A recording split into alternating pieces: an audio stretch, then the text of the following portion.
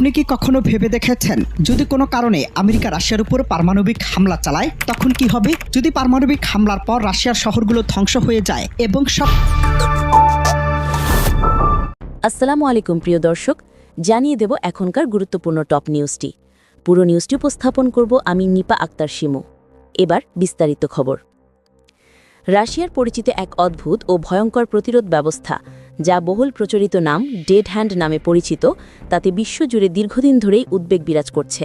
এ ব্যবস্থাটি মূলত এমনভাবেই ডিজাইন করা হয়েছে যে যদি কোনো চরম আঘাতে রাশিয়ার শীর্ষ নেতৃত্ব ও যোগাযোগ ব্যবস্থা ধ্বংস হয়ে যায়, তবু অটোমেটিকভাবে প্রতিশোধী ব্যবস্থা সক্রিয় হয়ে যেতে পারে বলে ধারণা করা হয়। ইতিহাস ও গবেষণায় এ নিয়ে নানা বিবরণ আছে এবং সামরিক বিশ্লেষকরা বিভিন্ন দিক থেকে এর গুরুত্ব ও ঝুঁকি নিয়ে আলোচনা করেন। এই সিস্টেমটির মূল লক্ষ্য হিসেবে দেখানো হয় দ্বিতীয় পর্যায়ের প্রতিশোধ ক্ষমতা নিশ্চিত করা, যাতে প্রথমে আঘাত করা কোনো পক্ষ নিশ্চিতভাবে নিজেরও পরিণতি ভোগ করবে। এই নীতি বিদ্যমান থাকায় কিছু বিশ্লেষক মনে করেন এটি পারস্পরিক প্রতিশোধের একটি চূড়ান্ত কৌশল হিসেবে কাজ করে এবং ফলে কোনো দেশ প্রথমে আঘাত করার চিন্তা থেকে বিরত থাকতে করে। একই সঙ্গে সমালোচকরা বলছেন একটি স্বয়ংক্রিয় ব্যবস্থার ভুল সংকেত বা প্রযুক্তিগত ত্রুটি মানব নিয়ন্ত্রণের বাইরে একটি সত্যিকারের বিপর্যয় সৃষ্টি করতে পারে।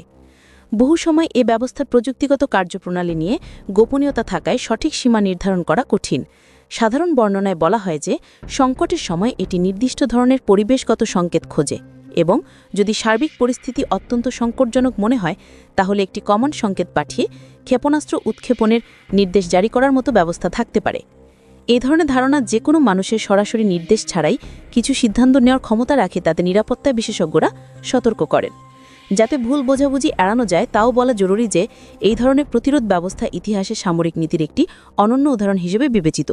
তবে বাস্তব ঝুঁকি নিয়ে আলোচনা করার সময় ভুল সংকেত বা অপ্রত্যাশিত প্রযুক্তিগত ত্রুটির সম্ভাবনা অনুকূলভাবে আলোচ্য বিষয়। বিগত দশকে ঘটে যাওয়া কিছু ঘটনা, যেমন একটি ভুল সতর্কবার্তা, মানব অভিযোজনের গুরুত্ব স্পষ্ট করেছে এবং তাই মানুষগত পর্যবেক্ষণ ও আইনি দায়বদ্ধতার গুরুত্ব অপরিহার্য হয়ে ওঠে। বিশেষজ্ঞরা বলেন কেবল প্রযুক্তিই নয়, প্রযুক্তির সঙ্গে থাকা নীতিগত নিয়ন্ত্রণ, স্বচ্ছ নেতা সিদ্ধান্ত প্রক্রিয়া এবং আন্তর্জাতিক সমঝোতা মূলত এমন ঝুঁকি কমাতে সহায়ক। তারা আরও যোগ করেন যে পারস্পরিক বিশ্বাস নির্মাণ ও যোগাযোগ চ্যানেল বজায় রাখাই সবচেয়ে কার্যকর উপায়, যাতে ভুল বোঝাবুঝি প্রতিরোধ করা যায়। আন্তর্জাতিক পর্যায়ে পারস্পরিক নির্ভরযোগ্যতা ও নীতিগত নিয়ন্ত্রণের তাগিদে নিয়ে বিভিন্ন বৈশ্বিক সংলাপ ও দ্রুতনীতিক প্রচেষ্টা প্রয়োজনীয় হয়ে দাঁড়ায়। নিয়ন্ত্রক দৃষ্টিকোণ থেকে দেখা গেলে স্বয়ংক্রিয় প্রতিশোধমূলক ব্যবস্থার অস্তিত্বের তত্ত্বই একটি গভীর দর্শনীয় প্রশ্ন উত্থাপন করে। তা হল নিরাপত্তা, নির্ভরতা ও মানব নিয়ন্ত্রণের সীমা কোথায় স্থাপন করা হবে। এই বিতর্কে অনেকেই দাবি করেন যে প্রযুক্তিগত শক্তি যতই বাড়ুক না কেন, সিদ্ধান্ত গ্রহণের শেষ দায়বদ্ধতা মানবসম্মত নিয়ন্ত্রণেই থাকতে হবে, যাতে ভুল সংকেত থেকে বড় দুর্ঘটনা প্রতিরোধ করা যায়।